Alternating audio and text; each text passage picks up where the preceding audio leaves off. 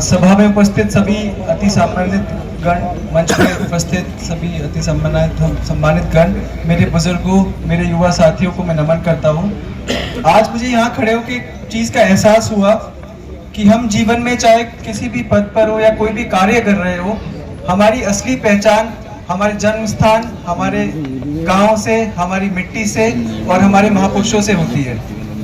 आज मैं आप लोगों के समक्ष किसी डॉक्टर बन के नहीं खड़ा हूँ, बल्कि बिजरौल गांव का बेटा बन के खड़ा हूँ। और बाबा श्यामल जी के बारे में बोलना मेरे लिए गर्व की बात नहीं, बल्कि मेरी एक जिम्मेदारी भी बनती है।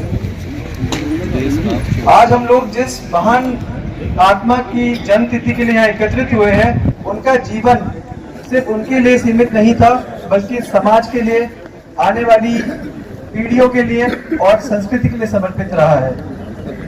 मुझे लगता है ऐसे लोग कभी हमें छोड़कर जाते नहीं हैं, बल्कि वो अपने किस्सों द्वारा, अपनी कहानियों द्वारा, अपनी विचारधारा द्वारा हम लोगों के बीच में हमेशा जीवित रहते हैं। और इस तरह के दिवस जब हम मनाते हैं, तो यह दिवस सिर्फ स्मरण का दिवस नहीं होता, बल्कि आत्म मंथन का दिवस होता है कि हम लोग यह सोचे कि हमने उस महापुरुष से क्या सीखा है, उनके बताए हुए रास्तों पर कितना चले हैं और अपने जीवन में उनकी बातों को कितना उतार पाए हैं।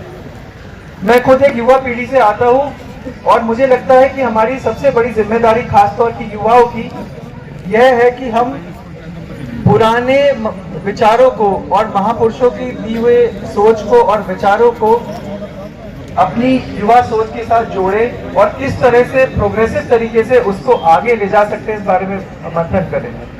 सिर्फ उनको याद करना सम्मान पूर्वक उनके लिए श्रद्धांजलि नहीं है, उनकी सोच को, उनकी विचारधाराओं को अपने साथ जोड़कर चलना ही उनके लिए असली श्रद्धांजलि है। मैं खुद यह मानता हूं कि आज का युवा बहुत ज्यादा तेजी से आगे बढ़ना चाहता है, सक्सेसफुल होना चाहता है। बिल्कुल गलत नहीं है, यह बिल्कुल सही है। लेकिन गलत यह हो जाता है कि जब हम भूल जाते हैं कि सक्सेसफुल होने की दौड़ में हम अपनी जड़ों को भूल जाते हैं, अपनी रूट्स को भूल जाते हैं, अपने वैल्यूज को भूल जाते हैं और हम भूल जाते हैं कि हम किस जमीन से आए हैं, किस गांव से आए हैं। हमको ये स्मरण होना बहुत जरूरी है कि हम पुरानी सोच को ना नकारे, बल्कि उस सोच में से अच्छी चीजों को लेकर प्रोग्रेसिव तरीके से एक ऐसे समाज का निर्माण करें जिसमें युवा आगे बढ़े और अपनी जड़ों को पकड़कर, जिसमें टेक्नोलॉजी का यूज हो लेकिन संवेदनशीलता भी हो, जिसमें युवाओं के बड़े सपने हो लेकिन बुजुर्गों के लिए भी स्थान हो।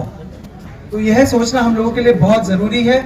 और मुझे लगता है ऐसे महापुरुषों की जीवनियों को अगर हम पढ़ ले तो हमें पूरे जीवन का सार मिल जाएगा और हम बहुत ही एक ऐसा सशक्त समाज बना सकते हैं जिसमें परंपरा और प्रगति का संतुलन बहुत अच्छा रहेगा।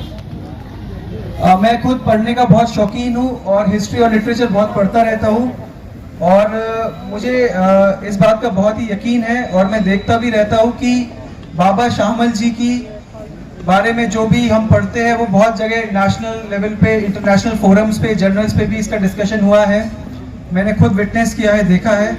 लेकिन दुख की बात यह है कि हम लोग खुद लोकल लेवल पे और युवाओं के लेवल पे या अपने डिस्कशंस के लेवल पे, मीटिंग्स लेवल पे इन चीज़ों के बारे में ज़्यादा डिस्कस नहीं करते।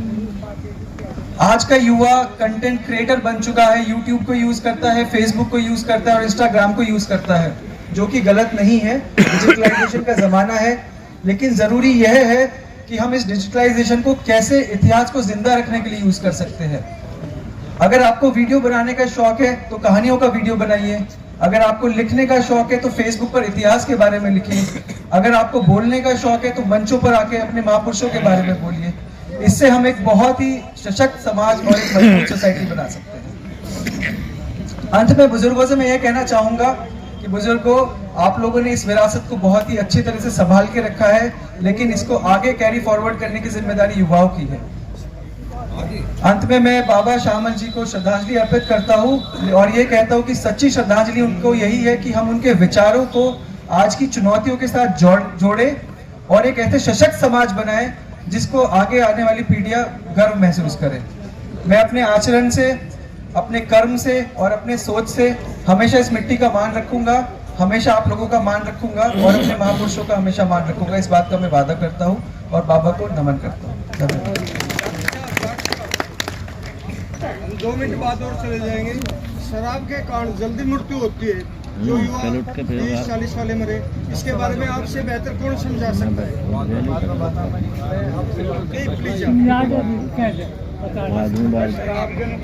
बहुत इंटेलेक्चुअल लोगों ने मेरे से पहले और ओजस्वी वक्ता लोगों ने शराब के बारे में बात करी और बिल्कुल बात सही करी।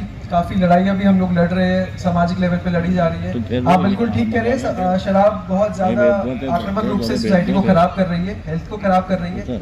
मैं बिल्कुल ये बात मानता हूँ और आपको ये कहना चाहूँगा कि हमें इस तरह के जो हम डिस्कशंस करते हैं, प्रोग्राम्स करते हैं, उसमें इन तरह की समस्याओं को भी रखना चाहिए और युवाओं को जरूर लाना चाहिए। आप ये समझते हैं समाज बहुत नुकसान देता है, शराब बहुत नुकसान देती है, मैं समझता हूँ शराब और नशा बहुत नुकसान देता है। लेकिन जिस सोसाइटी को हम बताना चाह रहे हैं कि शराब नुकसान देती है, वो हार्ट को नुकसान देती है, लिवर को नुकसान देती है, हमारे ऑर्गन्स को नुकसान देती है, वो सोसाइटी मुझे यहाँ दिख नहीं रही है। तो मैं यही बोलता हूँ कि इस तरह के प्रोग्राम्स में युवा जितना ज़्यादा है उतना बेहतर है और इस तरह की चीज़ें